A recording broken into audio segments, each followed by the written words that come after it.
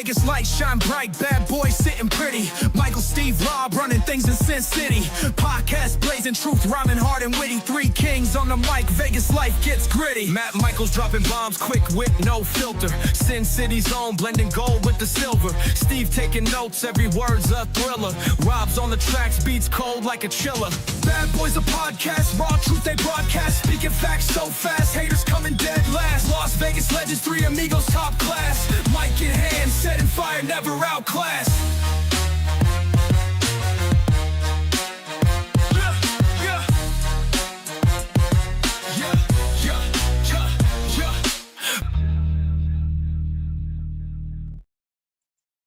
Welcome, everybody, to the Vegas Bad Boys podcast. I am Sin City Steve, being joined, as always, by Rob Bossolari at Vegas Trump Guy. Rob, how are you, brother? I'm hanging in there. Yeah, man. Yeah, it's it feels like as if we just did this shit not too long ago, but we're back at it tonight. I want to say thank you to everybody for hanging out with us tonight.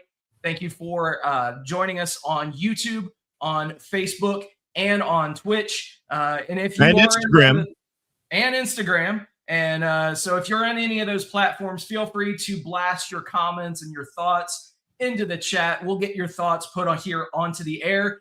And without any further ado, let's just dive in, because even though we did a show last Wednesday, this past weekend, there was a lot to cover in the world of pro wrestling. So actually, we'll start it off first, being kind of close to home. And let's talk a bit about FSW, Future Stars of Wrestling, one of the big shows for FSW, coming to you live on January the 24th at 7 p.m. from the HyperX Arena at the Luxor, live on the Las Vegas Strip. Rob, you were in attendance. Give me your thoughts.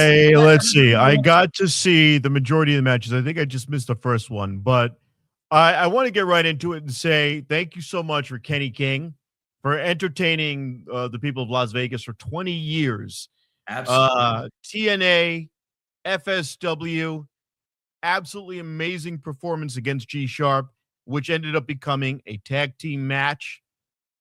And we got to see Kenny King, the king of the night, the king of Las Vegas, one last time before he moves to the city of Austin. So wherever your travels may take you, I hope you're still able to perform in ring, but thank you so much for doing so much. It was awesome. I don't know if you got the picture, but I was also able to meet Chris Bay, the commissioner, the new commissioner of FSW. He's incredibly welcoming. I would like to see him be able to perform in some capacity, but the fact that he's up and moving, looking, all beefed up, God bless you, man. We always, wish for even better for you in your recovery, but I'm so glad you're at least able to still participate. And that doesn't happen without Joe DeFalco making that happen. So we're talking about upstanding people. The 8-man tag match and the scramble match, just great performance in ring, great high flying and technical ability. The title versus title match. So Leo taking the whole damn thing, just amazing performances. And I think, the mariachis, did not expect that at all. You have to understand, like some of the guys, I don't get to watch this as much as I should. And so you're literally seeing it for the first time. And with FSW, it's like any other promotion that's televised. They have their storylines going. And for many people, you're catching it for the first time in person. So you're learning a whole backstory immediately. And the only thing I will say to Joe DeFalco is, and this would allow you to get a little bit more production value out of it, is if you can find a way to do some vignettes beforehand. The one thing I hate about wrestling is the 2-minute long vignettes between every match, but sometimes, they are shoot mariachis. I wasn't sure. I'm with Matt Michaels, actually, and he's looking good. I got to be there with Matt Michaels. And he told me, these guys are mariachis, and they're playing over the CD or whatever the hell's playing in the background, the track. So I wasn't sure. I'm like, are these guys really mariachis? But they had the right guitars, and he's like, nah, man, they're real. And also, shout out to Matt Michaels' crazy outfit. I should have taken a picture of it, but his skeleton blazer over the Vegas Bad Boys of podcast shirt. Nice. Hell yeah, man.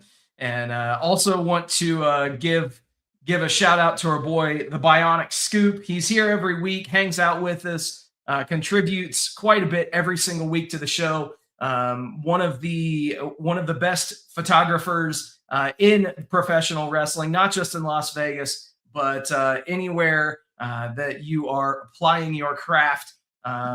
Scoop, he captures greatness every single week, man. So shout outs to you, sir. And just another one of those team members that is making FSW run. And realistically, running a show on the Vegas Strip, that's massive, man. That's so huge for FSW. And rumor has it, they absolutely crushed it. So look for return visits to the HyperX Arena at the Luxor.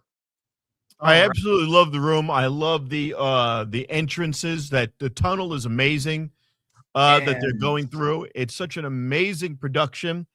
It is very polished, to say the least. Absolutely. And the drinks are not insanely priced. I've got the image up right now. If you're listening to the show, obviously you can't see it, but the production is exquisite. I was unfortunately unable to show up there. I was working my shoot job, so hopefully shoot job. Hey man, so that's what we got to do sometimes. But I really do want to make it to the next show at the HyperX. Because good things are afoot for sure for FSW. All right, turning over to let's talk a bit about WWE programming first. And I know we want to talk about Saturday night's main event. I know we want to talk about Raw. I get that, but we gotta go in chronological order just because some things got set up. So let's start with SmackDown. And Rob, what stood out to you from SmackDown this week? We're seeing it again. Let's go with the tag stuff. If they don't pull the trigger and do something drastic with a lot of these guys, I mean, Carmelo Hayes' wrestling banger matches, great. I don't give a crap about Damian Priest. He could set himself on fire like Cody did and go through tables. I just don't care. Against Trick Williams, it's great throwaway match. You've got my favorite, which I will still drink Jade Cargill's bathwater, but she's got to be more dynamic. So again, going up against Chelsea Green, it's a face against a super bitch heel persona.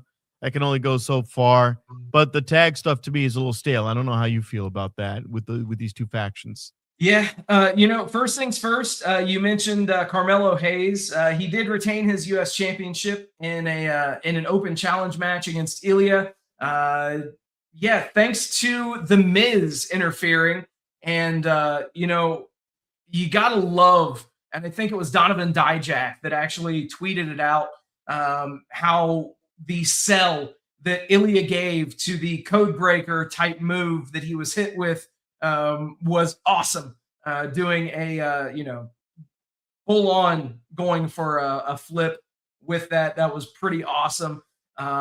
Elsewhere on the show, you mentioned the tag team division, and we do crown some new tag team champions as the MFTs come away with the gold, defeating the Wyatt Six. I think that this allows them to kind of push reset on this tag division because, man, it's mired in mediocrity right now. It is not great. And this match was a microcosm of that division currently. I was not a huge fan of this match, to say the least. And hopefully things can just go up from here and things can just get better from here.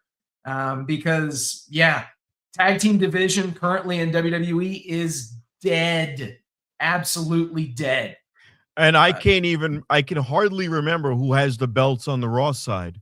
I have to think Yeah. about it. I have to really strain my brain to think about it. Oh, yeah, it's right. It's the Usos and Jimmy's off on personal business. Right. I'm not happy about it because I never cared.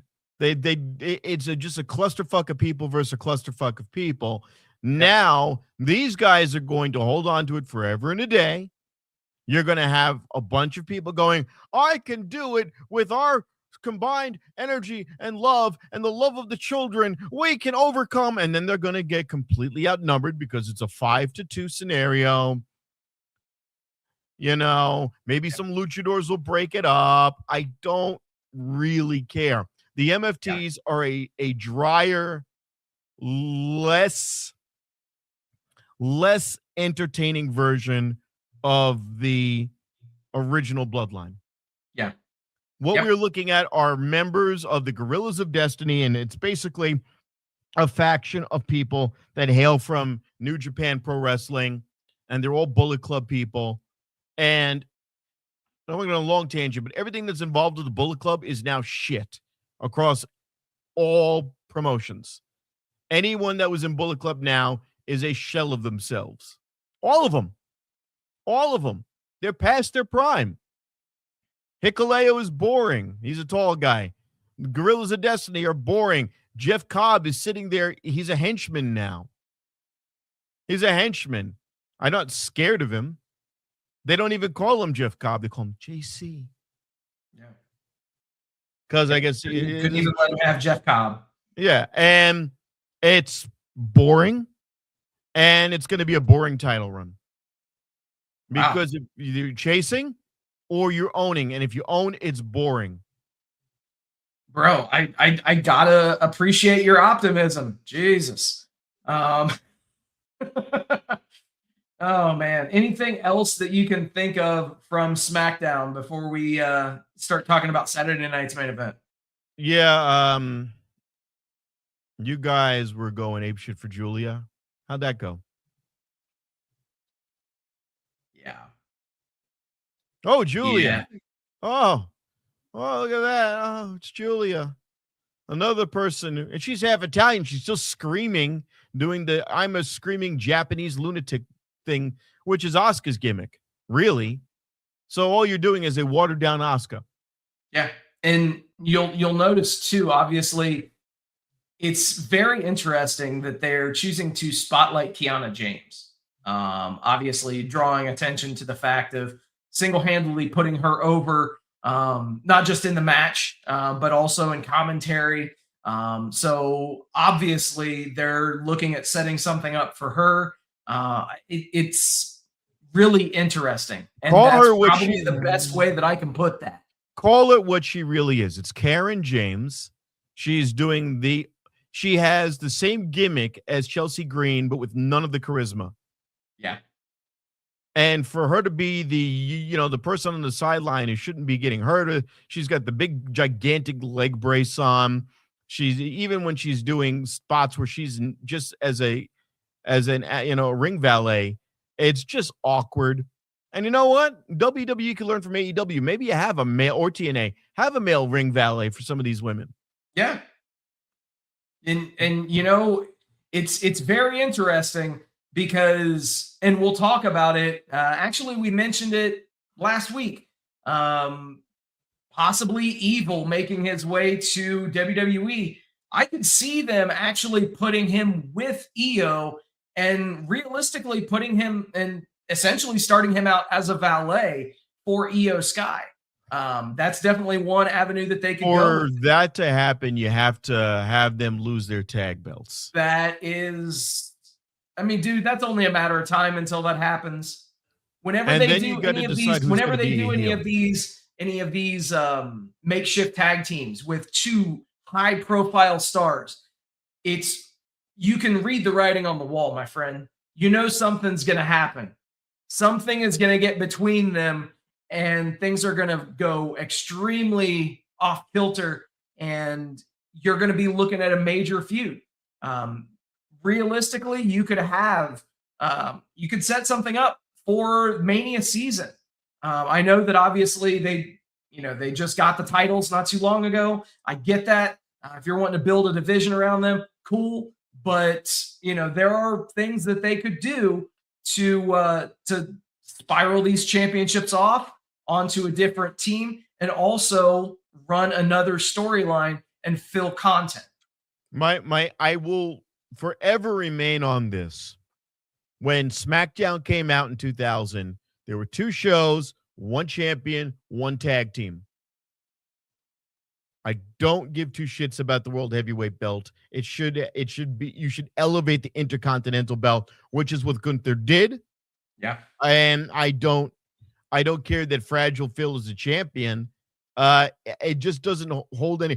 Drew McIntyre is good because he's going out there kicking the shit out of people. I like this Drew McIntyre. He's not. We'll get to that here in just a second. Yeah, I'm excited about that.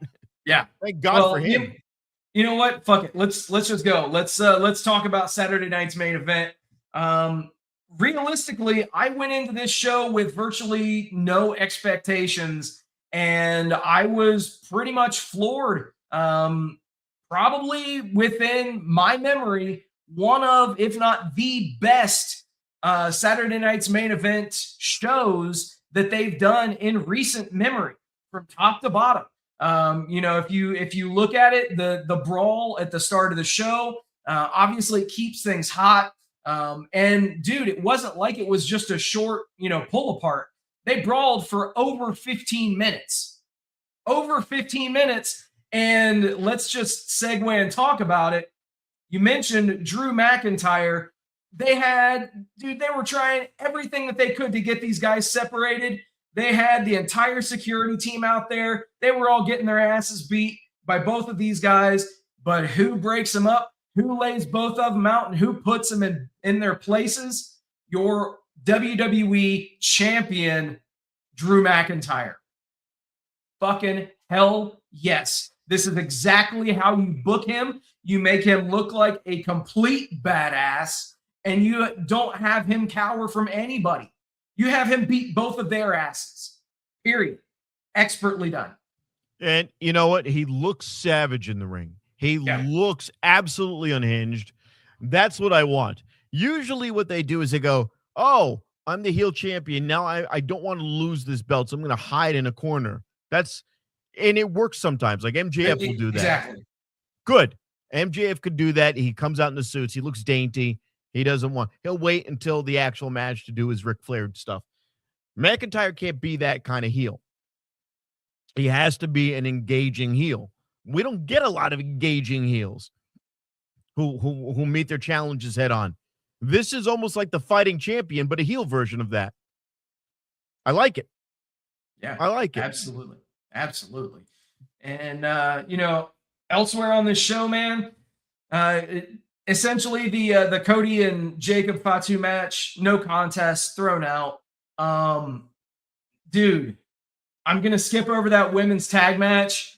I got to talk about this AJ and Nakamura match, man. Holy shit. Mm-hmm. These guys, they did a January 4th Tokyo Dome show match. Not on January 4th, not in the Tokyo Dome. This was a fucking great match. Arguably one of the better matches that I've seen from WWE in years. In terms of match quality, in terms of the drama, they played up to their history. Obviously, both of these guys, they have a storied past with one another. Here we go.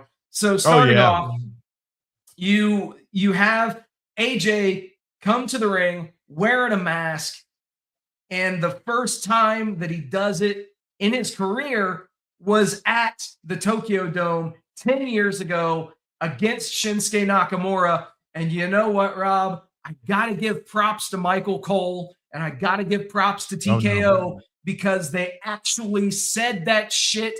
They name dropped everything. They didn't hold anything back. It was glorious. That is the type of shit that you need if you're going to be objective when it comes to wrestling history across the board. Back and forth match. Dude, But also the thing with New Japan Pro Wrestling is they'll have finisher, 3 in a row. Yeah. Finisher countered by finisher. Phenomenal forearm countered by a landslide. That's the kind of fast-paced New Japan Pro Wrestling style. WWE would do a finisher, drag it out, go to another one, drag it out. No, this was in a New Japan style of engagement. Would you not agree? Absolutely agreed. I mean, everything from the pacing to, let's call it what it is, the strong style that was used. There were a couple of really snug shots, specifically one knee shot that Shinsuke Nakamura took to the chops. Brother, like they were laying him in. This was chef's kiss. Well, I have a question for you. Yes. I have a question for you now. This is where my head I start to scratch my head. This was a good match. Fine. Why isn't this the norm in WWE with the talent that they have? Why is it that you've got outside of Drew with the belt of their title holders, everybody else is stale and dry and pasty and boring.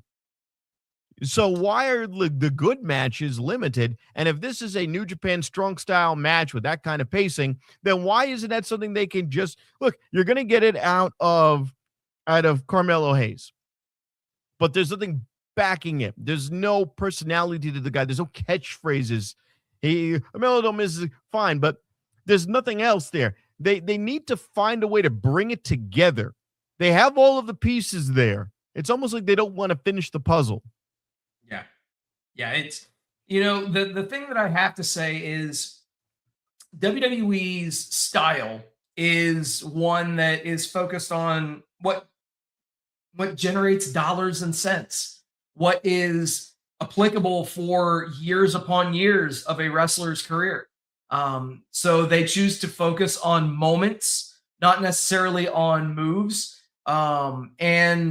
There's definitely a lot to be said for both camps as far as which make the lasting impression. Personally, I love the hot spots. I love, the high spots, I should say. WWE's matches, they tend to, as of late, I don't want to say bore me, but they do tend to ruin my immersion. I think that it's when now is caked on coffee. The reason why there's caked on coffee in here is because I was falling asleep during Raw. Sorry. No, you're good. I just saw it in my periphery and I'm like, wait a minute. A great example. Yeah, absolutely, man. But yeah, I think that what you see with WWE is you will see fewer risks being taken because they're looking at long-term investment. So obviously they're beholden to shareholders. They are in the business of making money at the end of the day. So if you have a roster full of guys that go out there and legitimately beat the shit out of each other every night, that's not going to last for long. There's only so much punishment that the human body can take at regular intervals over time. What does WWE do? They build up a story. They have a pay-per-view. Then the hero goes, all right, I put that guy behind me. And then they run it back and they do the same match, but they elevate it a little bit.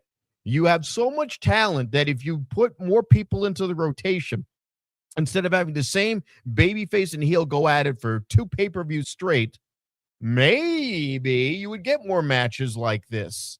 Buddy. And I don't know why. Like, again, Shinsuke Nakamura might be saying, I don't want to go on I don't want to be traveling. Maybe they're going, I don't want to travel right now. So I just put me in here and there, sprinkle me in here and there. I'm not ready to do it. Fine. You've got deep pockets. You do. And you've got a lot of people. Now we're seeing Jordan Grace being brought up. Cool. Start using these fucking people. Start using them the right way, and then drop them off. Go back, drop it off. Go back, drop it off. Yeah. Yeah, absolutely, man. It's just to put a button in this. I think that this match does give some credence to the fact that, and we'll talk about it here in just a minute, we just might be seeing AJ Styles' final match at the Royal Rumble. Say what you will. But they definitely played up that this was their final showdown. I didn't catch Raw tonight, so obviously we'll talk about that here in just a minute. But in terms of how things came across, it's looking pretty interesting as we get into the Rumble, for sure, because there are a lot of questions for sure. Right here, as you see on the screen, again, they did duplicate the pose from Wrestle Kingdom from 10 years ago, and after their iconic match there, and both guys obviously left New Japan to go to WWE. But what did you have anything to throw in about this match, Rob? I don't care about Sami Zayn winning a fatal 4-way. Okay. I don't care because they're pandering to the audience in Riyadh. And that's it. He's not going to win. He's not going to have any fucking moment. God help you if you put that belt on that idiot. Because even when he's another chaser. What did I complain about with Drew McIntyre? He's a chaser. So what is Drew McIntyre doing now? He is still acting with the same hunger as if he doesn't have the belt. Holy shit, somebody learned. When you give Sami Zayn the belt, even when he tries to act like he's gets it, and he's angry and he's boring.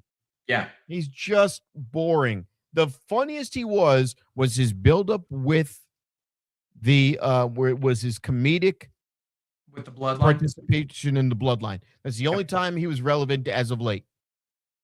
And honestly, I would not mind if they did the full reset on him, cut his hair, and have him come out like he did 10 years ago and almost just reset him. Make him take a couple of pay-per-views off, have him come back, complete reset, not the bum look, and have him come back, if at all possible, maybe with Kevin Owens. Either in some sort of capacity where Kevin Owens comes out as a manager, but at the very least reset him. Him and make him either a smug, I'm better than you kind of heel, or just make him a baby face that I could get behind. But the bum baby face, I don't like it. Yeah. I know chicks dig beards right now, and that's why you've got that thing on your face, man, but shit. Yeah, exactly, man. I totally get you there. I think the thing that stood out to me out of this match, out of this 4-way, was honestly just how over with the fucking crowd that Trick Williams was, man. Like you mentioned earlier, how Jordan Grace has been thrust into that title division. Trick is in the main event. He is going to be in that scene for a while if the rumors are true. And if the crowd response from this show was any indication, dude, here's the thing. And whoop that Trick louder than almost anything on that show. Trick Williams has a persona, and he's got ability. Yep. There's a white guy I know with persona and ability. Yep. His name is LA Knight.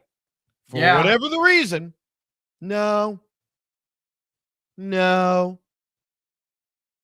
I don't know. And there was another guy who was over when he came over to the main roster, and he said, "Bask in my glory." And we were like, "Oh God. Gone. Hey man, you got to watch out for those Bearcats, man. What the? Yeah. I don't know. There is an expiration date on any wrestler when the Yes. crowd is in them, and WWE waits too fucking long. AEW does kind of what I'm suggesting, which is they do shoot through feuds quickly, and sometimes people get lost in the shuffle, but you Yep. do get a chance to see your guy and to get behind him. And AEW will respond in kind and put them over. They don't waste time on that, at least in my opinion. AEW Yeah. does not waste time putting a couple of rockets on a guy. They just don't promote their fucking show well, Yeah, no kidding. but they know what to do with the talent that they have. Yeah, absolutely.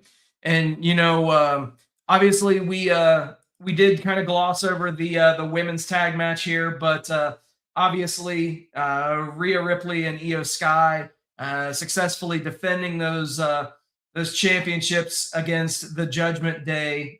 Liv and Roxanne, can't have Liv taking too much punishment in that match because she's got to be well rested for Saturday so that she can win the Rumble, right? Yeah, that's something that's interesting. Is obviously, we got a Royal Rumble coming up in about a week, but before we get there, we got I to thought that was this finish. Saturday. What's that? I thought that the Royal Rumble was this Saturday. It is this coming Saturday. You are correct. Yes. Okay. You are correct. Let's talk about tonight's episode of Monday Night Raw. And Rob, I'm going to be completely relying on you on this one. All right. Okay. I need you to tell me what happened. All right. So let's do the Adam Pearce thing first. Adam Pearce, they accused him of throwing his hands on Braun Breaker, and all he did was he grabbed him by the shoulders and flipped him around and said, "Stop this." That's not putting your hands on anyone, but that's the gimmick that they're going with.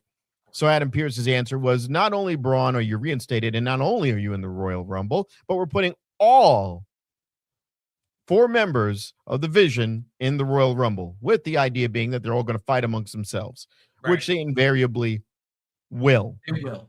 Yeah. They will take out some other people, but they will go after each other.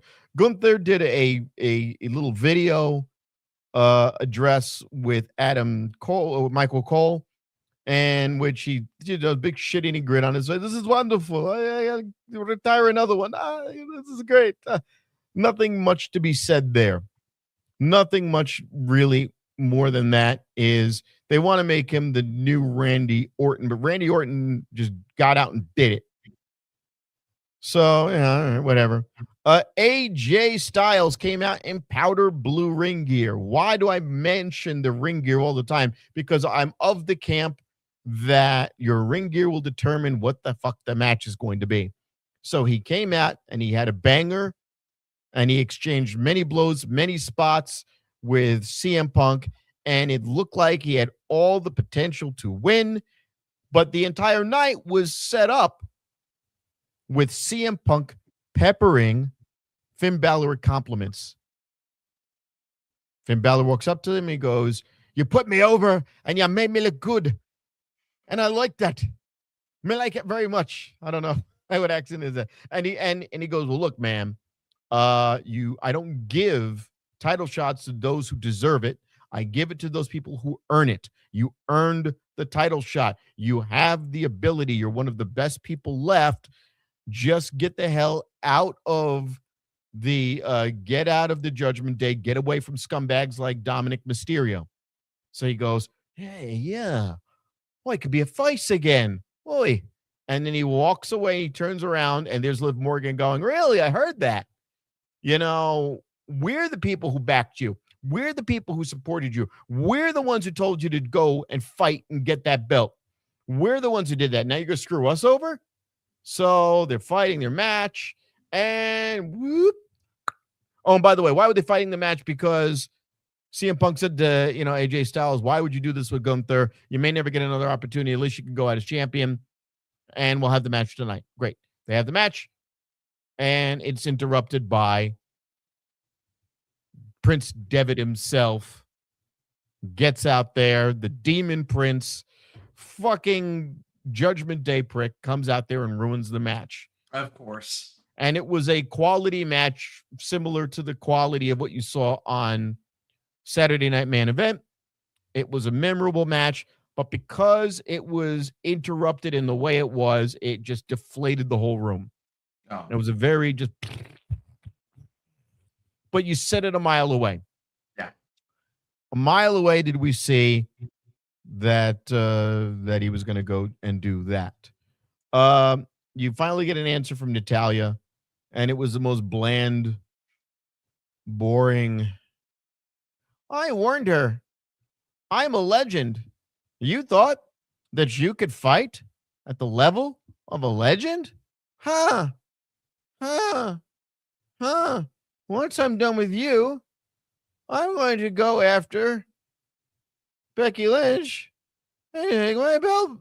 This is going to be my belt. Once I'm done with you, boring.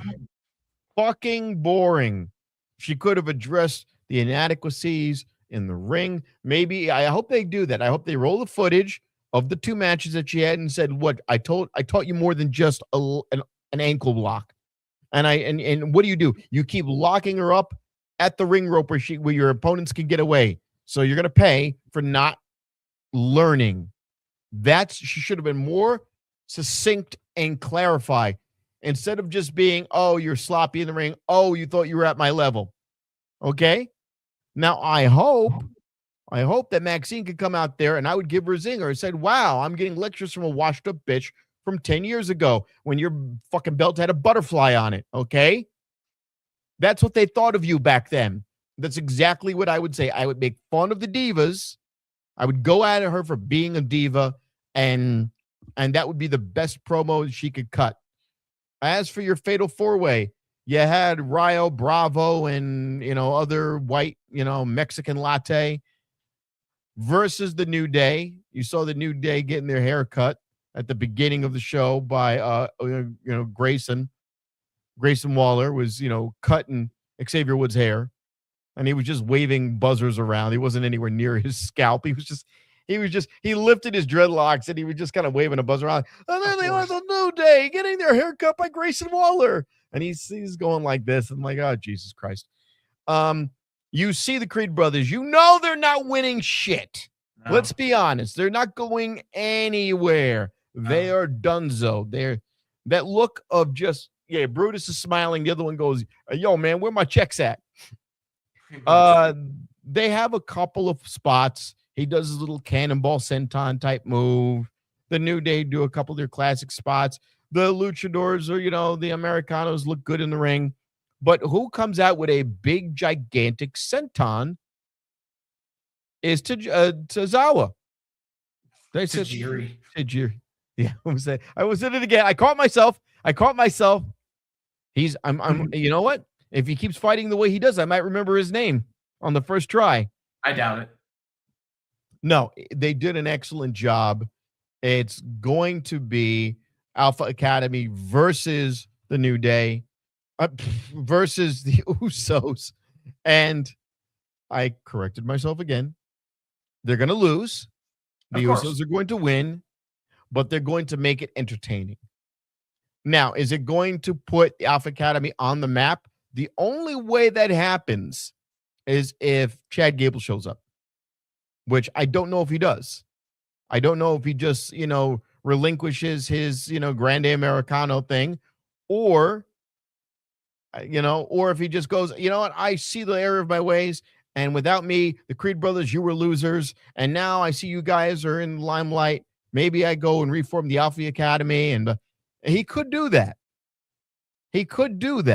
And they could reject him, but he needs to re-inject himself and involve himself with all 4 of these people. Yeah. Because he does need to address that. And at the same time, he also needs to come back and show up and interrupt wearing a Grande Americano, outfit. So there's so much you could do with him, but with those 2 guys, it's again a filler match. Riyadh is unfortunately for filler matches. Yep, that's how it's always been. But And this weekend, it'll be a bunch of women in ridiculously slutty leather dominatrix outfits, which defeats the whole fucking modesty. Why? Don't even have the women wrestle there. Just don't even bother. I would be annoyed if what's the point? It's going to be a bunch of Middle Eastern dudes going home jerking off to chicks in rubber suits. Yeah, this is easier to clean up after one of those bukakis. Yeah, exactly. Easy cleanup, man. It's stupid. Yeah, it's stupid. Yeah, but speaking of erecting things, here is what's happened over the last month. January 5th. Yes, three weeks ago. It was a vacant lot. January 15th. Somehow in 10 days, they build up the arena. And as of January 25th, everything is a go. They built this fucking arena from scratch in 3 weeks. That's insane. If you look at the January 15th picture, this looks so sketchy. Oh, yeah. Oh, my God. That looks so fucking sketchy. Like, this is what it is. It is good enough for a day. It looks like somebody took a bunch of high school steel steps and just stacked them on top of each other. This does not look safe at all. Not at all. Does not look safe whatsoever. But in any event, man, we're here. It is the Riyadh Royal Rumble coming to you live on Saturday afternoon. Here over on the West Coast, it's actually going to start at 11 a.m. Saturday morning. All right. Yeah. All right. Don't drink Friday night. Rob, without any further ado, because everybody wants to chime in and talk about what they think is going to happen. Let's throw out some predictions, shall we? Yeah, let's do what do you that. got? You started off, and I'll. All right, man. So first things first, AJ Styles versus Gunther. We've talked about it quite a bit on this show already, and it is the career-threatening match. So if Styles loses, his career is over. And if you would have asked me, 3 weeks ago, if I thought AJ Styles was winning this match, I would say absolutely. But if you ask me again after Saturday night's main event, and from what you were saying with Raw, I think Gunther wins this match, and AJ's final match occurs at the Royal Rumble, which ironically enough was where he debuted just so many years ago. 10 years ago. 10 years. It's completely well-rounded. It's a complete story. It gives Gunther something else to hang his hat on. I hope after this he goes, oh, geez, I should retire CM Punk next. Please go after CM Punk next. Please go after CM Punk next. I'd be down to see that. Yeah, it's very likely. I would like to see AJ Styles show up with Will Ospreay at fucking AEW 3 months down the line. I would shoot ropes for that. Please, AJ, do it. You want to win a belt? Go win a belt over there. They need you. You versus Kenny Omega. You versus MJF. You versus, God. Dude. And you know insane. what? Remember what I was saying last week? I thought the Bang Bang Gang was gone. They're not. They're still around, which means that's technically Bullet Club. It's Bullet Club adjacent. All of the members are still there. And they said that Billy Gunn is a member now. Bro, the thing that gets me is the fact that, and we may discuss it, but Bullet Club is dead. The trademark itself, the person who created it, he said that he received a call from New Japan Pro Wrestling telling him it was done. So realistically, if you're Tony Khan, why don't you just buy the fucking trademark at this point and just bring the Bullet Club to AEW? You don't even have to do that. They're already there. You just have But that's what I'm Jay saying White. is bring the actual name of the faction. All you need is Jay White to just show up and go, we're Bullet Club Gold. And not even Bullet Club Gold. Just say we're Bullet Club. Yep. We're Bullet Club. And you've got Ace Austin, which is Bullet Club. You've got Billy Gunn and Austin Gunn, which are Bullet Club. And that's a tag team right there, the double Austins. You've got, the only thing is that Rock Hard, whatever that Juice Robinson, he's injured, so he's still fine. Do it. Not to mention the Switchblade. When he came out for Tanahashi's retirement ceremony, he looked like he could be getting back into the ring at any time. So, oh my God, you've got Kenny Omega there at any time. You could pull a trigger. The Young Bucks, you could pull a trigger with them. And guess what you call them? Not Bullet Club Gold. You call them Bullet Club Elite. There you go. Oh, and there then you have Bullet Club Elite fighting the Don Callis family. Yep. Everybody's fighting the Don Callis family, but you know what? We gotta get back on talking about these predictions. Yeah, so, that's more exciting than this. So we're both saying that Gunther's going over AJ. Yeah, more than likely. Because he vacated the tag titles. He's got nothing left. And that match with Shinsuke Nakamura was like a send-off, a positive send-off match. So he's gone. Yeah, absolutely. So elsewhere, the other singles match that's been announced is Drew McIntyre versus Sami Zayn. And I hate to say it, but I think we're agreeing on this one again. There ain't no way in hell that Drew's dropping the title. Hummus. He's going to smear Sami Zayn all over the mat like hummus. Yeah. He will get a couple of good haluva kicks. He'll get a Blue Thunder bomb where everyone thinks, oh God, and then nothing. Yep. Flattened. And I want it to be clean.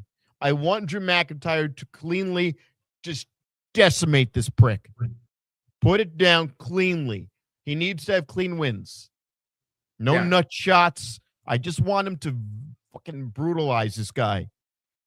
And then bury him. I want to see Sami Zayn just disappear for a while. Hey, I'd be okay with that, man. From there, let's pivot and let's talk about the women's Royal Rumble match. Obviously we had our prediction show at the beginning of this year. And we talked about who we thought would win the Rumble. Obviously some time has passed and some things have changed. What say you, Rob? Who do you got winning the Rumble for the women? Let's start there. And just as a heads up, there have been 17 out of the 30 women that have declared and announced for this match. I might be inclined to say Asuka because they planted the seed that I'm blanking out right now. Kairi Sane's going to put her over, and Kairi Sane's going to take a bullet for her. Asuka going and getting that would be great because Asuka's again a chaser, and Asuka is their version is the female Drew McIntyre. She's hungry, she's violent, and the more desperate she becomes, the more entertaining she becomes. And I would love to see the physical matchup of her versus Stephanie Becerra. I think the two of them in the ring would be phenomenal. I would like to see that. Yeah, absolutely. And that would make a lot of sense. I'd like to see that match for sure, man. For me, I gotta go with somebody who has not declared for this match as of yet. Bianca Belair is a very intriguing name that, I could easily see her showing up as somebody that has not declared for the match, maybe at like spot 27 or somewhere in there. And then she takes that. She goes after Jade Cargill. She takes that. She goes after Jade. I mean, the shit writes itself. So what you're saying is you want black on black violence. Hey, I never said that. I never said that. Never said that. I will let you go on record as saying that, my friend. You went right took the bait. Canceled. Fuck you. No. It would make sense. It would be a shocker. And there's a lot of history and storytelling there. Jade Cargill will easily point to the fact that not as much was done to protect her from Naomi. Right. And that even though you did dump Naomi, you did not do enough to support me, and I had to do it on my own. And look what I accomplished. Yeah. So that would be, both ways would be interesting. You know what I'm saying? I want both of those stories. I don't care how we get there. I want both of those stories. I want Asuka versus Stephanie Vaquer, because that would be the best in-ring and storyline leading up. And I want there to be Bianca Belair versus Jade Cargill. But you could also make her a heel. You could make her a heel.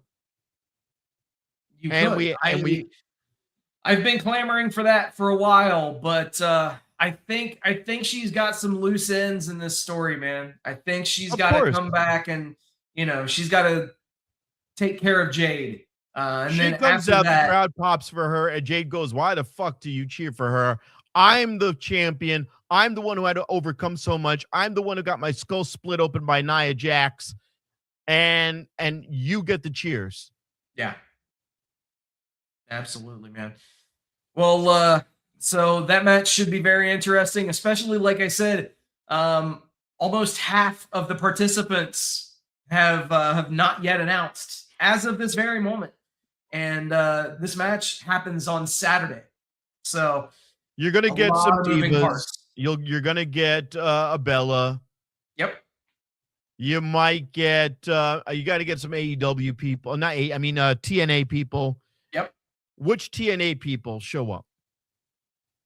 I think you could see Lei Ying Lee, number one, because she has a connection with WWE, and she's got the strap.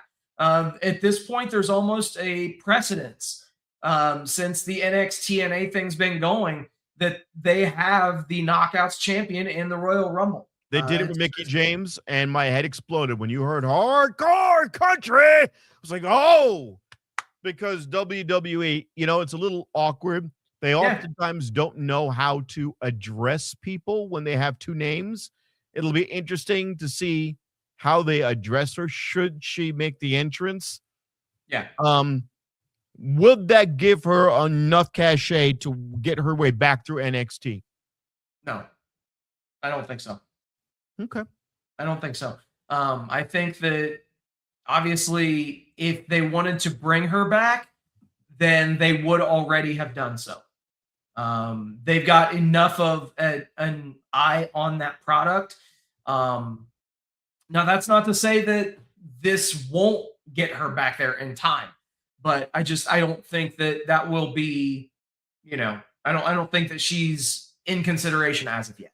Okay. Now, I would like to see them project Pete Rose in the ring and then have Kane show up. Kane? Hell yeah, man. And then let's turn over. And have him eliminated by Gain. I want Gain to show up and eliminate Kane. Nice. Well played, sir. If you know, you know. Yeah. And hey. Yeah. Let's talk about this men's Rumble match, man. Who you got winning the men's Rumble this year? Not Cody Rhodes. Nope.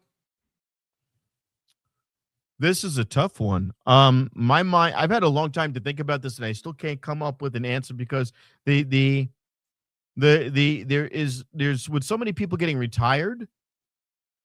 Jericho is going to make his appearance now. That's 1,000% certain, but he's not going to win. Jericho will definitely be in the match. He's not going to win, but they'll make it close. They'll have a nail biter with him. It's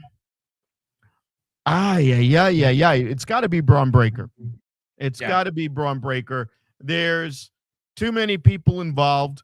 Braun Breaker goes, and Who does he go after, though? That I don't. I mean, he goes after CM Punk, I guess. But, yeah, Braun Breaker. And then he Yeah. beats CM Punk at WrestleMania. And then he comes out with chain link, headdress and blonde hair and Oakley Yes. glasses. And he goes, Fuck I'm yeah, a big dude. Papa Punk. Ugh. Ugh. And then they just see them, injecting steroids right into his freaking arteries and muscles. And Exactly. Dude, if that happens, yes, sign me all the way the fuck up for a Braun Breaker win. Yeah, seeing New Age Big Papa Pump. Yeah, oh God, if he did the costume, my head I'm would in. explode. I'm in. Oh, However, my pick for the Rumble, I've got to go. I've got to go with the Tribal Chief, man. I've got to go with Roman Reigns. It's the safe choice. That I could easily see them running Punk versus Reigns. And I think that's what you do. Here's the thing with Roman Reigns. Roman Reigns is what he's always said he is. He's not a babyface. He's not a heel, which can lead him to become stale. And right now, the Usos look stale. Yeah. They just look crusty. Jimmy Uso does not have. They never had a great physique, but Jimmy Uso is carrying 20 extra pounds. Jey Uso is looking good, but he doesn't have mic skills.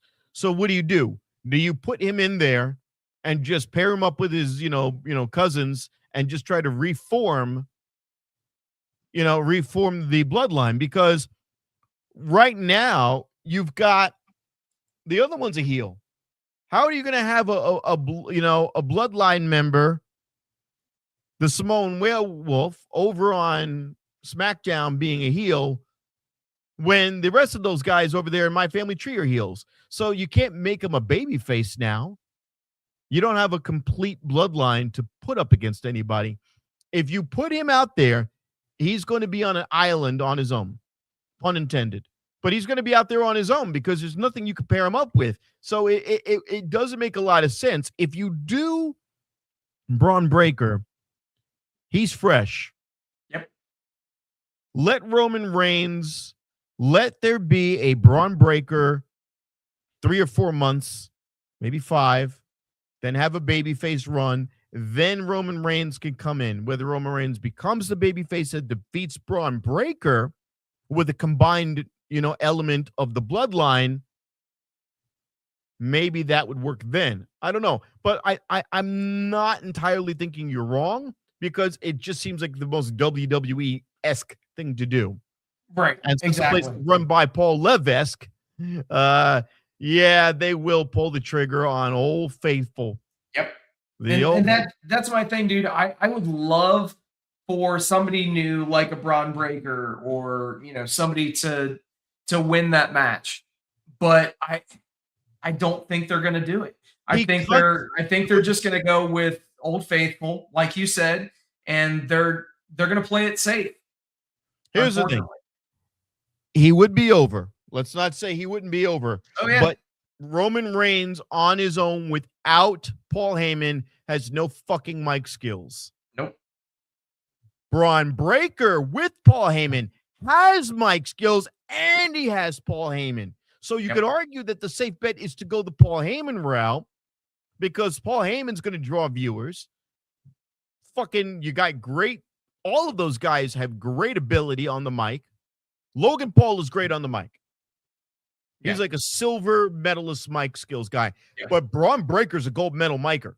Yeah. I think he is. I think that the other two, not so much, but who cares? They're you know what? I mean, Bronson Reed does what he needs to do. Yeah. Bronson Reed to them, it's like what's his name over there with not enough caffeine. With AEW, where they have you have Jon Moxley, but who's right under Jon Moxley? Claudio. Claudio Castagnoli is right under John Moxley. That is what Bronson Reed is to that group. Yeah, he's yeah, he's a good. He's the lieutenant. He's Yeah. the man at arms. He's the He's enforcer. the heavy. Yeah, He's the heavy. Good. They have a perfect recipe there, and as heels go, they're over. They're Yeah. heels that I like right now. There's no reason not to pull that trigger. Then you get 2 or 3. What is it till WrestleMania? 2 months? yeah, 2.5 months. All right. You get all of that time to have Paul Heyman in the front and center with Braun Breaker cutting and sick promo after sick promo after sick promo, and then let the bloodline reestablish themselves. Let Jimmy Uso get back into shape. I think he needs to. Yeah. I think Jimmy Uso needs to get polished again. Have the Usos come back up, bring back the bloodline. Sami Zayn, if you're going to put Sami Zayn somewhere, put him with the bloodline. If you're going to shove him down my throat, put him with the bloodline. That's 4 guys. Bloodline versus My Family Tree. If that doesn't fucking happen, Triple H, you're an idiot. Yeah. That has to happen. That has to happen. Well, we'll see, man. I don't put too much faith into it, but let's. Because we want it. Yeah, exactly. Let's pivot. Let's shift over to AEW. Let's talk a bit about Dynamite from this past week, where we saw Swerve Strickland and Kevin Knight put on a banger. But I'll tell you, and I somewhat called it. I said the match that I was looking forward to the most on this show was Kenny Omega and Josh Alexander. Those two went out, absolutely crushed it. And dude, solid match. Go check it out if you didn't see either of those two matches. The Swerve match, Kevin Knight, very solid as well. And then obviously Kenny Omega, Josh Alexander. Rob, what say you about Dynamite? Samoa Joe versus Speedball Mike Bailey. It was a handicap match, 3-on-1. Yeah, no shit. Yeah, man, it was almost House of Torture levels of, oh my God, are you serious? And he kept getting back up. Yeah. He hit every one of his finishers and his signature moves on Samoa Joe, did Speedball Mike Bailey. Yep. And it took Hook, and it took the wrestler Shibata to take him out. Yeah. And of course, because we all know that Powerhouse Hobbs is now, what is it, Reese Keys? Man, we'll talk about it. Fucking We'll talk about it in a minute. Don't worry. WWE. But yeah, since Powerhouse Hobbs had his exodus from AEW, but I'll tell you one thing that they brought back this week, Rob. I gotta get your feelings on it. Technique by Taz made its return to AEW Dynamite, and I know, Rob, I know you love those segments with Taz breaking down finishing moves. What did you think, man? Were you happy to see one of your favorite segments make its return? This is what I want AEW to do. That was perfect. I want AEW to do that little graphic right before the start of the match where they show a slow motion highlight of one of the spots. And they used to put that slow, weird music, and you'd see Riho falling onto Nyla Rose, and then they did it. I want that again. That was cool. It's a simple graphic. Then you can jump into the middle of a match, whatever you want to do. Next thing, they had they had Moxley's wife out there, and they had her trying to do it for a while. Yeah. Okay. No. Taz doing it is better because Taz is a fucking wrestler. Taz is one of the best commentators ever. He's really undersold. Yeah. He's really he plays the heel position, but what he is he is the combination. If you were to take Jim Ross and combine him with Jerry the King Lawler, you get Taz. Because Taz has in-ring knowledge. He doesn't bring the energy that Jim Ross does with Jerry the King Lawler, but he plays the heel portion very well. and he gives you excellent in-ring knowledge, and he knows the technical names to every fucking move. It's not even a Juju Gatami. The actual Japanese name goes on and on and on and on. It's like 10,000 kanji. Yeah. So I love Taz. I love him giving analysis. It makes it more like football. Yeah. Completely When agree. you do that, it legitimizes wrestling as a sport that it is. Yeah. I Because completely agree.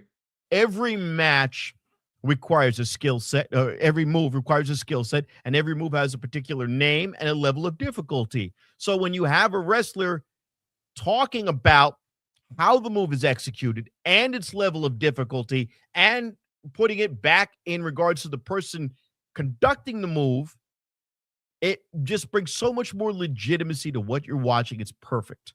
Keep doing these little things, giving the people what they want, and the camera zooms away. These little details is what make AEW a unique show and something I want to keep watching. WWE Absolutely. doesn't do things like this. Absolutely not, man. But let's just finish up here. Obviously, we did see the first match in the feud of the Don Callis family and the Death Riders, and it's a fucking street fight where John Moxley takes a bump onto a board that had barbed wire, thumbtacks, broken glass, you name it. What? Just what? Moxley bleeds more than Renee every month. Oh shit. But yeah, man, it was jeez, dude, insane. Obviously, here's my thing with AEW is I would love to have some of the unpredictability back, because as I'm looking at this match lineup, I mean, you can spot your winners all the way up and down this thing, except for one thing. So Swerve, obviously, Kenny Omega, Samoa Joe, Death Riders, but you actually had Megan Bayne and Penelope Ford pick up the win over the Timeless Love Bombs, and we're seeing Toni Storm, I don't want to say being reduced to being a mid-card tag team act, but settling into that role.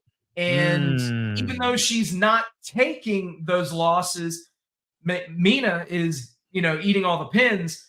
It's interesting to me because you can tell, and Rob, you mentioned earlier how WWE misses the boat with some of their guys and pushing them. It's going to be interesting what happens the next time that Toni is in the rotation to get a push in the women's division, because he's getting a somewhat tepid reaction now that she's coming out as part of this tag team. Right. She's not nearly getting the massive reaction that she was getting once upon a time. Obviously, that could be a temporary thing. Let's just hope it is. Real quick, back in the day, Britt Baker was the face of the women. Yeah. Now it is Toni Storm. Now there's really no one. It's an open playing field. Chris Statlander being from Mars, and now she's from Long Island, which is alien country. Chris Statlander just is not over. She's not over at all. She's stale. She's boring. She's rudderless. They put her with the women's tag team, and that's great. Yep. Julie, Willow Nightingale, great. Willow Nightingale is doing everything right. Harley Cameron's doing everything right. Julia Hart doing everything right. She's doing what she needs to be doing. Isla Donna, how cute. I'm glad to see her working. I'm glad to see that she owned her name. Goes back to what we always say about WWE. If you own your own name, you're fucked. Yep. Hangman Adam Page with the multiple buckshot lariats. Yay. And his old ring gear. Yay. Claudio Castagnoli. He's a savage. He's a fucking savage. Hell yeah. Shida. Dude. I love it. Dude. The fucking forearm strike that Billy Gunn got hit with in this match from Takeshita. Oh my God. I Holy fucking shit. I don't know if I've ever heard as loud of a smack in my life. Here's the Seek thing. out this clip on social media. It's AEW did post it to their socials page. Holy shit. Just unbelievable. Billy Gunn is a freak of nature. To look Absolutely. as he does. He's pushing 60. Yeah. He looks goddamn amazing. But more to the Absolutely. point, they said that he is part of the Bang Bang Gang now, unless Yep. I heard incorrectly. Yeah. So that's fucking great. Yeah. They very quietly just added him to the fold. Just do it. Yeah. Guns up. They keep going guns up. He Fuck did the it. suck it. Just do it. He took beatings and he no-selled. Yep. He no-selled the shit out of Protoshita. Yep. That was, Yeah. oh my God, the Chopsy guy was just like bounced. Whoa, I love it. He just, Proto Star, oh yeah, and he bounced right off Billy Gunn's chest. I was like, Dude, the young guys bumped like a motherfucker for Billy Gunn. They made him look like $1 million, and in return, he made them look solid too when the offense went their way. By the way, go watch WWE, the behind the scenes shit they got. Look at fucking Kip James. Unreal. Fucking just, Jesse James. He looks like a blob now. Meanwhile, this dude, minus his hairline being slightly back, is if I had to critique him, because that's a terrible picture of him. His hair looks way better than that picture. Oh yeah. That's the worst I could say about Billy Gunn is they did him dirty with the picture. Absolutely. It was but whatever. Yeah. Yes. Yeah. So you had mentioned that Claudio Castagnoli was a machine. Yeah, he got the decisive victory in the main event, and they decided to take the CMLL tradition very seriously. They had Tony Khan be in the middle of the ring to present the belt.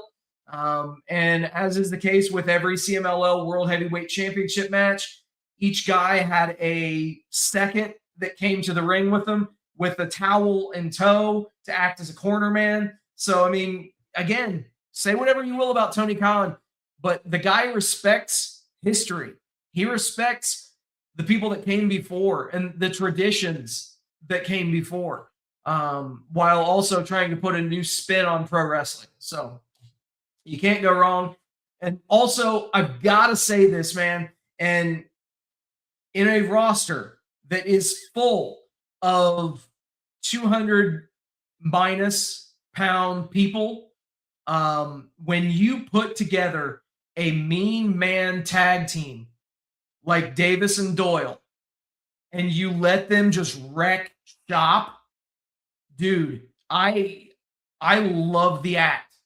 And all that they have to do is just be 80s heels, like be 80s toss heels. They are something from nothing. Yeah.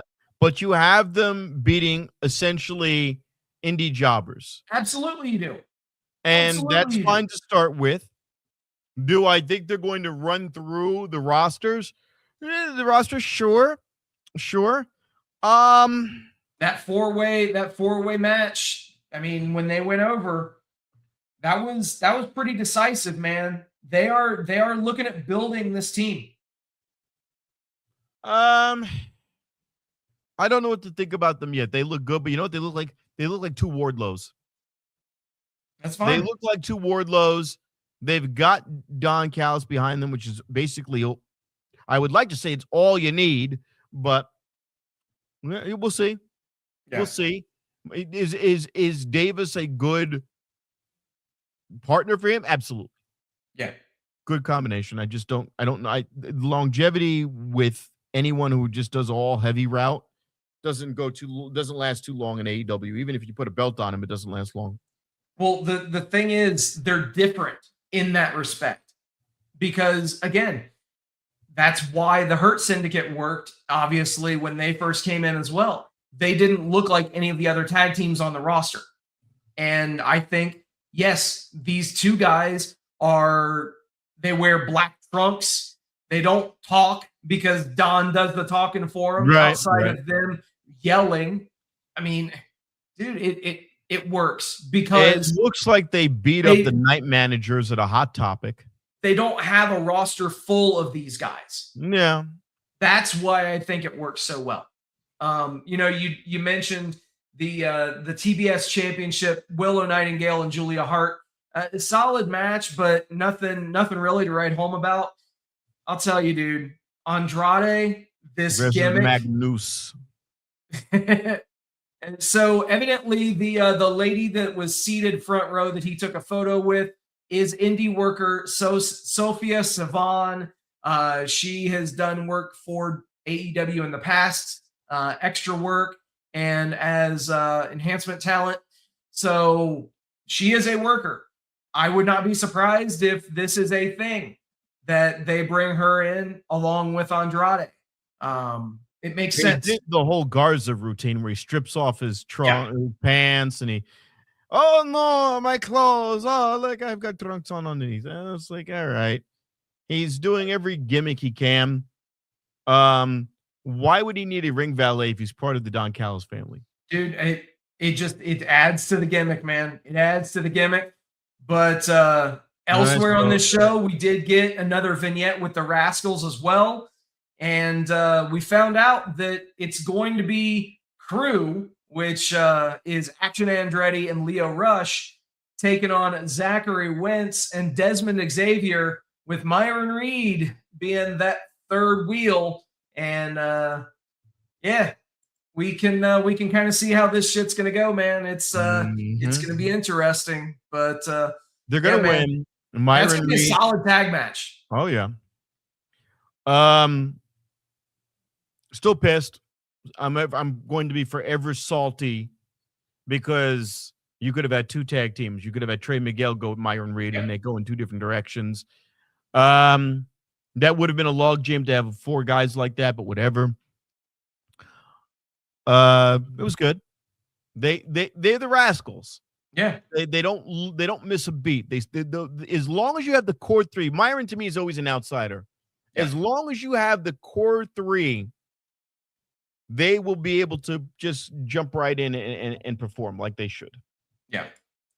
And, we did also see a vignette. I wish AEW would do more of this on Collision, where Alex Windsor and Jamie Hayter are going to be making a tag team. Literally, they're not doing shit anywhere else. They're not doing shit anywhere else. And so they put them together. Fuck it. Why not? Yeah. Put some matching gear with them. Yeah. Make people give a shit. And literally, they're not doing anything right now.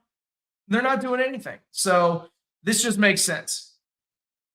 My brain is trying to process this one.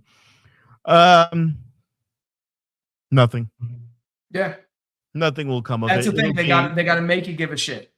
They got to make you give a shit.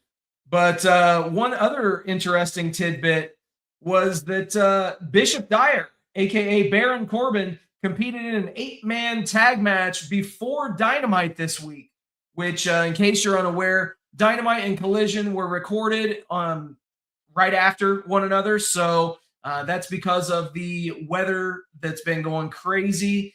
They were unable to have the live Collision in Texas because of the snowstorm. So they did it right after Dynamite. And so thus they needed some additional workers for dark matches.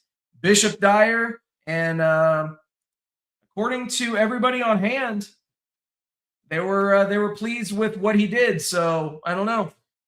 Could we see Baron Corbin, the former Baron Corbin, in AEW? Yeah. No. He'll be in Ring of Honor. Yeah, that's what I'm thinking too. And Rob, you had mentioned this guy. Well, we got the news that Trey Miguel signed with TNA. So thankfully, he did land on his feet.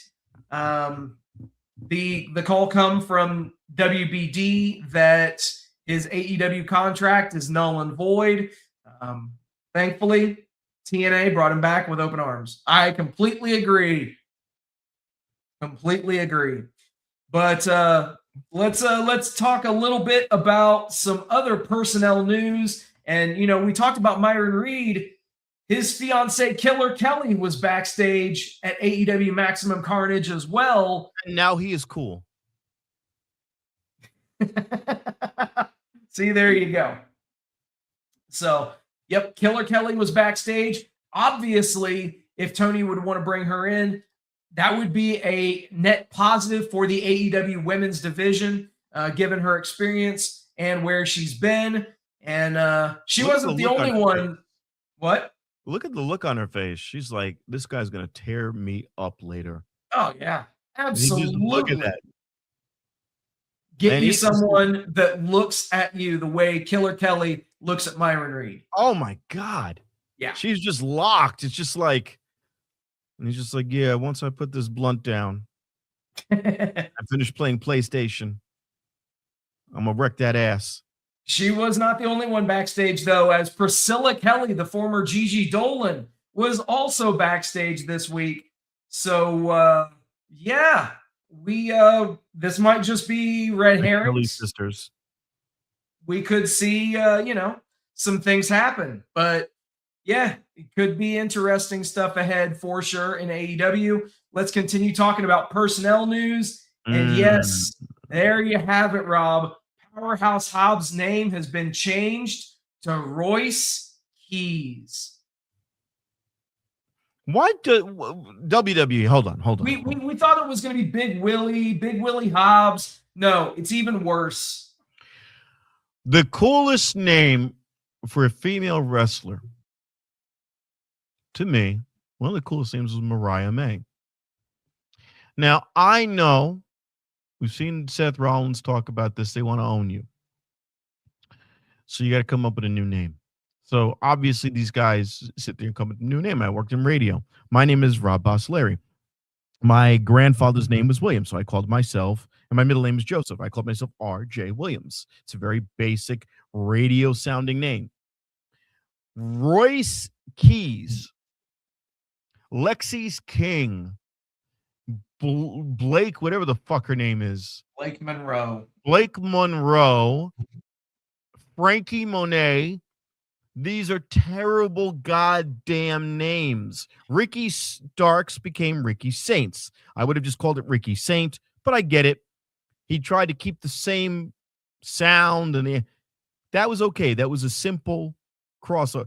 These names are terrible. That's how you start with a shitty name. Yeah. And the thing that so what is he going to have a finish or a tagline of that it's going to have powerhouse. Oh shit, actually. Oh. It's got to have something involving Royce. It'll have Royce and Rolls in it. So what you gonna do when Royce rolls over you? There you go. That's it. That's it. That's got WWE all over it. That's what hell is for a wrestling fan, is probably having to watch all these indie guys or AEW guys go over, and they just record all the times when they try to pick out new names. Yep. And that's hell, where you have to listen to them come up with these shitty names. What kills me is that Aleister Black, Malachi Black. Okay. Yeah, exactly. Okay. I think branding has, it's exponential in what it can do for you. And having the right name is such a key thing. And whether it's, calling yourself Powerhouse Hobbs, whether, whatever it is, whether it's Royce Keys, you got to get your branding down. And that, if I've ever learned that from anybody, I think we might have somebody with us that can talk a bit about a successful branding and a successful name. Yeah.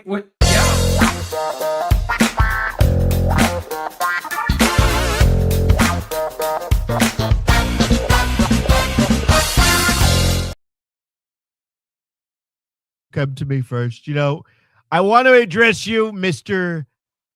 Hobbs Keys. You know, the Trump name is the biggest and biggest. It's the biggest and greatest. It's the most beloved name of all names, quite honestly. People all across the world go, Trump card, which, by the way, if you say Trump card, you have to pay me 10 cents royalty. You see how good that is? See how good that is? Donald Trump Plaza. Donald Trump Tower. Look at that. Trump Tower. Tower. Hold on. Let's think about this right now.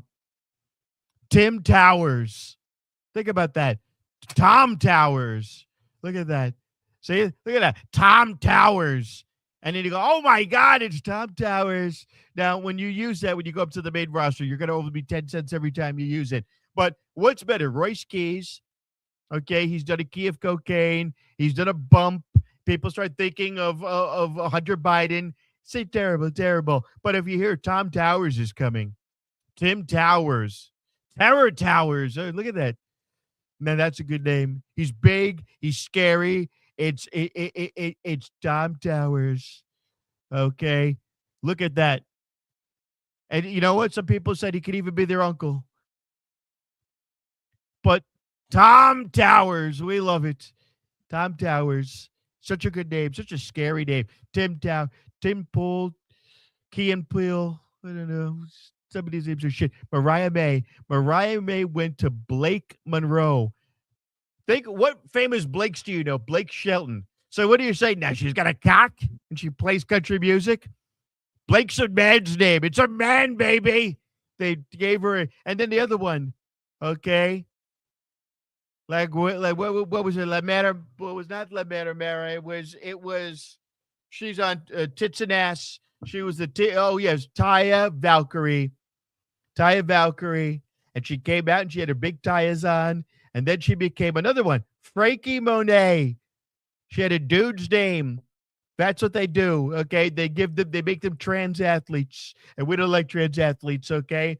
I'm hereby banning any women or men from having trans names, okay? Even Royce. Excuse me, Mr. Fuzzy Slippers. I don't think so. Mr. Royce Impact. DJ Impacted. That's what his name is, DJ Impacted, because he's been impacted a lot. Ooh. And he's been calling up Morgan & Morgan Law Firm, something about fuzzy slippers and open-toed sandals. There is a gag order on Matt Michaels from playing any music regarding slippers and sandals. So sad, so very sad. You heard it here first.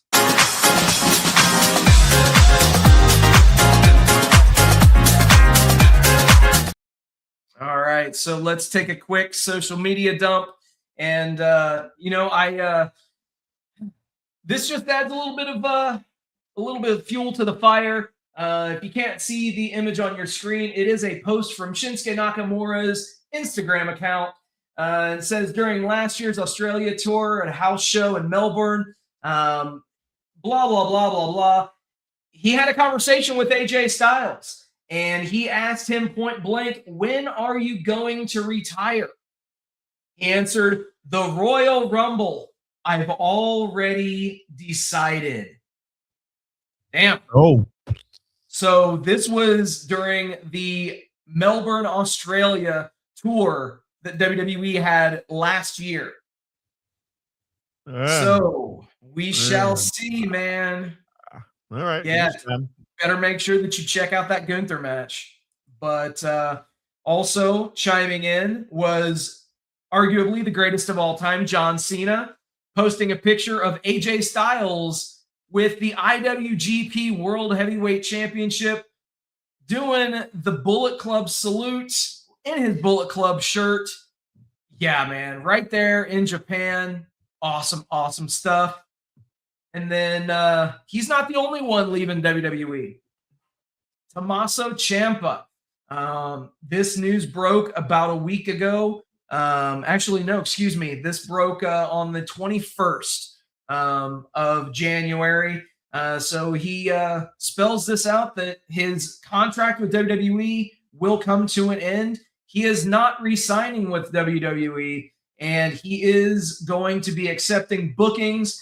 And yeah, the thing with Ciampa is because he is not being fired or terminated, his contract expires when it expires, and he will not have a non-compete clause. So wherever he's going to go, he could show up immediately after the end of his WWE run. TNA, TNA, TNA, TNA, or just he would work out so well there. You want him to go to TNA? Yeah, why not? I mean, where else would you put him? If you had a dream, that's the best location for him. Obviously, he has history with a lot of the people in AEW, and he could very well make his way there. But I think his skill set would be better suited with TNA. So I would agree. At TNA, he becomes a big star, and TNA, he becomes a world champion. Oh yes. TNA, he becomes a world champion. Yeah. So, let's get some eye candy. Here you go, Rob. You got Jade Cargill looking great in a bathing suit. That looks like AI, but I'll take it. Hey, you know what? Who cares? Oh. Speaking of bathing suits, Liv and Bailey. Yeah, you gotta love that, man. That's the real one. Yep. That is a real image. That is a real image. Mina and her Shirakawas. Oh man. Buddy. This is like oh my God. Lord have mercy. Dear Lord. Speaking of AEW, Queen Aminata looking great. Looking great. Former WWE and NXT star Elektra Lopez. Carissa Rivera. Yeah, man. Smoking hot. What'd you say? Yeah, exactly. Exactly. I want to have okay. Sol Ruca. We got Sol Ruca. And then last but most certainly not least, Rob, I had to go into the vaults for this one. And I got this one just for you. I'm not Matt Michaels' head on some hot chick. I hope you appreciate this, Rob. Marina Shafir. Oh, wow. There you go. Not looking like she's going to whoop your ass. There's just something like about her. I don't know. She's hot. It's just like a more natural, not sloppy. Like Roderick Strong. Oh my God. Like she must be like choking him during sex. Like she's like that chick. Like they're doing like hardcore shit. For sure. Or they do nothing. It's either they're doing hardcore shit or they're just Netflix and chill. Yeah. One of the two or both. Yeah. There you go, man. Absolutely. So, as we start to wind down, Rob, why don't you tell the good folks where they can interact with you on social media, where they can see you, try to make them laugh, and maybe where they can get a cameo. Rob at Vegas Trump Guy for Instagram and TikTok. Yay. Now, let's talk a little business. On Sunday, if you want to see me perform, we have one of the members of the Vegas Four Horsemen of Comedy, Sundays at the Neighborhood Bar at the corner of Jones and Charleston, which is very much the west side in Las Vegas. Sunday horseplay, yay. Wednesday night, there typically is a horseman show at 11 o'clock at the Beach House in Henderson. However, on February the 4th, there will be a new series of comedy shows. It will be a weekly show at 8 p.m., and this is going to be at the Vintage Vegas Lounge. And you're going to be able to say, I got it. I'm going to, in the future, I'll have the picture ready to go next week. Remind me. Go to Robin Vegas Trump Guy, see all the news. Our headliner is going to be Adam Dominguez. Our feature is going to be Randall Crabmeat Thompson. And your Four Horsemen of Comedy, myself, Mike Stiggs with the beautiful Stella, and Khalil Mack, Comedy Blast. That is going to be on Wednesday the 4th at 8 p.m. It's in Main Street. You want to grab a bite? There's every type of restaurant under the sun. Get there at around 7. Doors open at 7:30 for that event. It is one of the coolest places at Vintage Vegas, which is at 1227 South Main Street. Take the Strat, go down Main Street. Or take Charleston and take one of the back roads and cross over to Colorado and Main Street. There's parking there by Colorado and Main Street, and there's available places right out in front of Vintage. Hell yeah, man. Absolutely. Go see Rob live. The guy, obviously, he makes you laugh every week on this show. Yeah, just go out. I heard the president will be there. Really?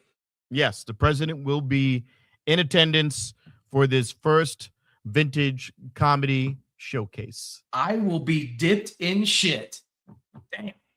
There you go, President guys. Trump will be making an appearance. President Trump making an appearance at the first show on the 4th of February. Make sure you go check that out.